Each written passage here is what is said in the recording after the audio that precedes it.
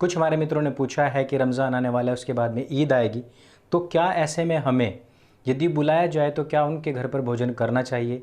तो मेरी अगर सलाह माने तो नहीं करना चाहिए, क्योंकि जिस प्रकार से संक्रमण फैलाते हुए कुछ लोग आपको मिल जाएंगे टोपी वाला गैंग के, उसको देख करके तो यही लगता है कि आपको ऐसा नहीं करना चाहिए। दूसरी चीज़ कि हम लोग बड़े ही मार्मिक हृदयी होते हैं और हम अचानक से जब भी इस तरीके के कोई भी त्यौहार आते हैं तो हम सभी को विश करते हैं। जिस प्रकार से भारत के निज़ाम ने भी रमज़ान के लिए विशेष दी हैं, उन्होंने ट्वीट किया है बाकायदा, और इस प्रकार से उन्होंने पाकिस्तान को एक बहुत बड़ी क्षति पहुंचा दी है। ये उसका मुंह तोड़ जवाब दिया है उन्होंने। अब इस प्रकार से यदि हम रमज़ान के बाद में किसी के घर पर भोजन आदि करने के लिए जाते हैं तो उससे पहले हमें रमज़ान के विषय में भी सोचना चाहिए। इसको शब्द दिया गया है, जो रोज़े होते हैं उनको दिया गया है सौम शब्द।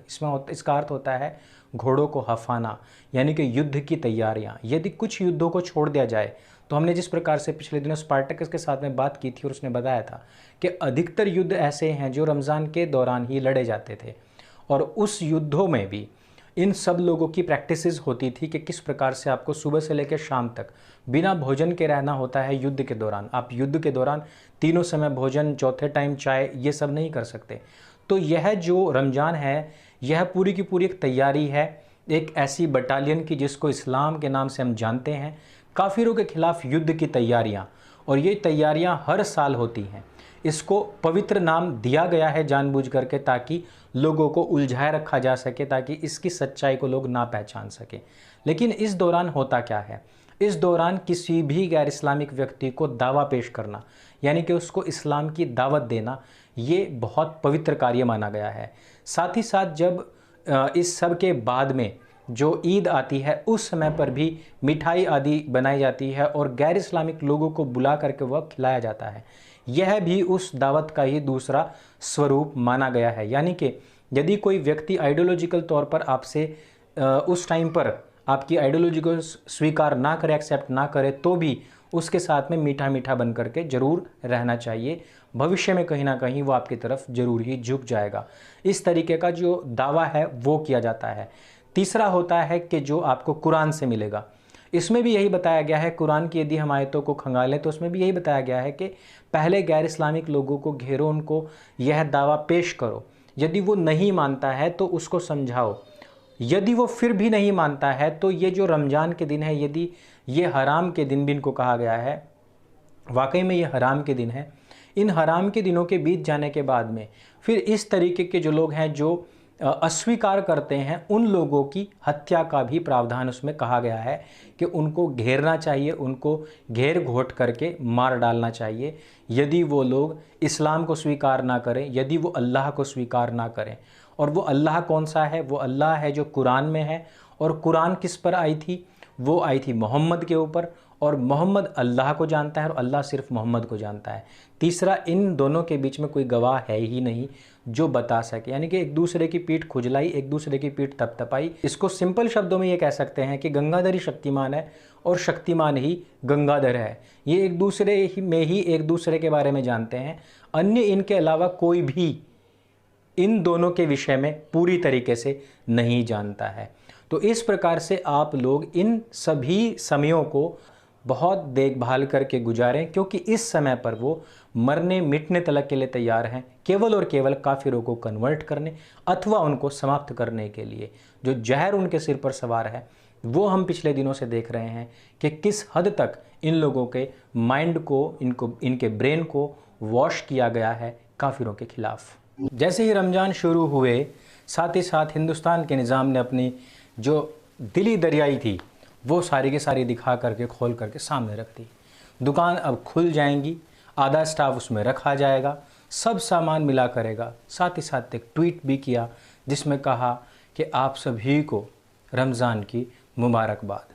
मैं खोज रहा था, बहुत देर तक खोजता रहा कि क्या पालघर में हुए हमले में जो संत समाज के लोग, निर्मम हत्या जिन लोगों की गई, क्या उनके लिए कुछ भावभीनी श्रद्धांजलि आदि शब्दों से कुछ भी मोदी जी ने लिखा हो? मुझे नहीं मिला। कुछ एक और लोग जो थे जिनका स्वर्ग लोकवास हुआ है, उनके विषय में मैंने खोजा, नहीं मिला है। लेकिन क्योंकि निज़ाम है, क्योंकि विश्वास जीतना है, इसलिए बड़े बड़े फैसले लिए गए। इस देश का बहुसंख्यक समाज हमेशा से ही ठगा जाता रहा है। आप लोगों ने होली मनाई अपने घरों में रह करके, मैंने स्वयं मनाई, घर में जो हल्दी बेसन आदि था तो उसी से ही वो होली मनाई गई थी। उसके बाद में रामनवमी आई है, उसके बाद में फिर अन्य अन्य बहुत सारे त्यौहार आए हैं। मैं किस किस का नाम लूँ, जितना नाम लेता हूँ उतना ही फिर दुख भी होता है। बहुत सारी चीज़ें हुई हैं, लेकिन किसी पर भी हम लोगों को ना तो बाहर निकलने दिया गया और ना ही उसको मनाने दिया गया। सब लोगों ने अपना मन महसूस करके, जिस भी कैसे भी प्रकार से लोगों ने अपने घरों में रह करके ही अपने निज़ाम के आदेश का पालन किया। लेकिन मैंने आपको अब से 10 दिन पहले भी ये बात बताई थी कि जैसे ही 24 अप्रैल से 24 मई तक के लिए रमज़ान शुरू होंगे, उस दौरान भीड़ बढ़ती चली जाएगी। लेकिन क्या भारत के निज़ाम ने इस विषय में कुछ कहा है?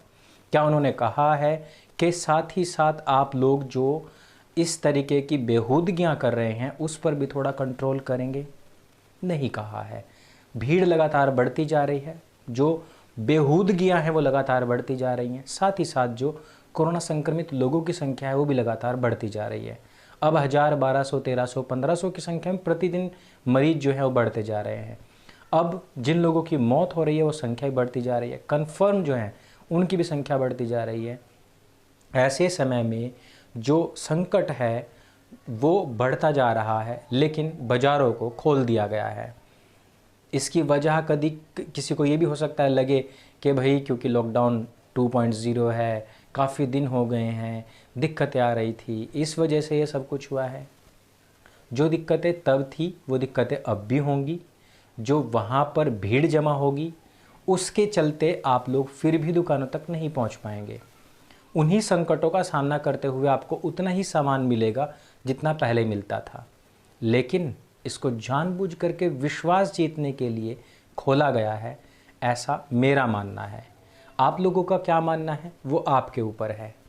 लेकिन अगर हम कुछ पॉइंट्स को निर्धारित करते हुए देखें कि जिस प्रकार से लगातार हिंदुओं के ऊपर होते हुए अत्याचार, पत्थरबाजी, थूक गैंग का सक्रिय होना, लोगों को लहूलुहान तक किया जाना, यहाँ तक कि आंध्र प्रदेश में एक नर्स के द्वारा जमाती के पैर पकड़वा करके माफ़ी मंगवाने तक का भी सीन हमारे सामने आया है। यहाँ तक कि पुलिस वाले क्या, यहाँ तक कि सुरक्षाकर्मी क्या, सब लोगों को मार पीट करके बराबर कर दिया गया। लेकिन भारत के निज़ाम का एक भी ट्वीट नहीं आया। इससे बहुत फ़र्क पड़ता है, इससे आत्मविश्वास के ऊपर फ़र्क पड़ता है। यदि एक बार भी कह दिया जाता कि इस तरीके की बेहूदगियाँ बिल्कुल भी स्वीकार्य नहीं होंगी तो क्या घट जाता? मुझे नहीं लगता कि बहुत ज़्यादा कुछ घट जाता, लेकिन इससे लोगों में आत्मविश्वास आता। वो जिनको हम देवदूत कहते हैं, चाहे वो डॉक्टर्स हों, चाहे हमारे सुरक्षाकर्मी हों, उनका कम से कम थोड़ा कहीं ना कहीं आत्मबल बढ़ता। लेकिन उसको बढ़ाने का प्रयास नहीं किया गया। अज़ानें लगातार चल रही हैं। अज़ान से मतलब क्या? अज़ान का मतलब ये कि लोगों को बुलाने के लिए आओ आओ। जब शुरुआत में अज़ान की जाती है उसका मतलब क्या होता है? आओ, पुकारने के लिए। लेकिन लॉकडाउन में आएगा कौन? सब के लिए तो मना ही है। फिर किसको बुलाया जा रहा है बार बार?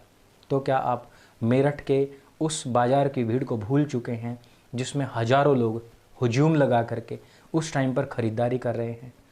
आपने क्या वो चित्र भुला दिए हैं, वो वीडियोस भुला दिए हैं जो पिछले रविवार ही आज़ादपुर मंडी से आए थे? क्या उससे पिछले रविवार के आप भूल चुके हैं, या उससे पिछले रविवार के, या इन लोगों के क्षेत्रों से जो भीड़ के चित्र आते हैं क्या उनको भूल चुके हैं? लेकिन आओ आओ की पुकार ही क्यों? ये इसलिए ताकि लोगों को बताया जा सके, इस लॉकडाउन में दूर तक आवाज़ पहुंचाई जा सके कि नहीं है इस अल्लाह के अलावा कोई अन्य पूज्य। असहदु अन्न मोहम्मदुर रसूल अल्लाह, यानी कि मैं गवाही देता हूँ कि मोहम्मद ही उसका रसूल है। गवाही कौन दे रहा है?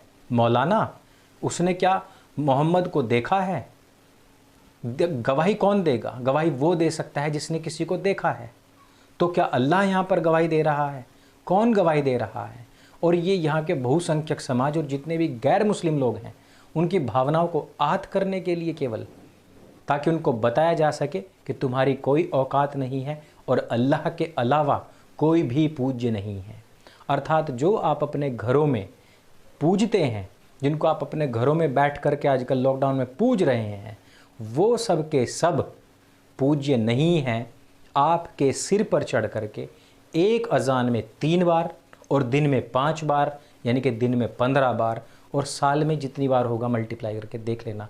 आपकी भावनाओं को आहत करने के लिए बार बार कहा जाता है और उन्हीं भावनाओं को, धार्मिक भावनाओं को बार बार आहत करने वाले लोगों को ये छूट दी जा रही है भारत के निज़ाम की तरफ से, जो कि अक्षम्य होगी। बस वीडियो के अंत में मैं इतना ही कहना चाहता हूँ कि जो लोग पूरे गैर इस्लामिक संसार की भावनाओं को एक स्थान पर खड़े होकर के दिन में 15 बार गाली देते हों, 15 बार उसको कोसते हों, 15 बार उनको नकारते हों, 15 बार उनके पूज्यों को दुत्कारते हों, नकारते हों, उन लोगों से हमें कोई उम्मीद नहीं है। और वो लोग हमें पाठ ना पढ़ाएं कि हम नफ़रत फैला रहे हैं या हम आप लोगों से नफ़रत करते हैं, क्योंकि कोई भी व्यक्ति सच्चाई यदि बता रहा है उसकी सच्चाई का या तो जवाब दिया जाना चाहिए और या फिर अपना मुंह लेकर दफ़ा हो जाना चाहिए। भारत के निज़ाम से हमें इस तरीके की कोई उम्मीद नहीं थी, लेकिन वैसा ही हुआ जैसा कि हमें उस समय पर शंकाएं थी। हो सकता है कुछ राजनीतिक लोगों की भावनाएं मेरे इस वीडियो से आहत हुई हों, मुझे उससे कोई फ़र्क नहीं पड़ता है, क्योंकि मैं ये मानता हूं कि मेरे धर्म की रक्षा यदि नहीं हुई तो मेरी इस पूरी कौम की भी रक्षा नहीं हो सकती है। मेरे संग बोलिए सत्य सनातन वैदिक धर्म की जय। जय हिंद, वंदे मातरम।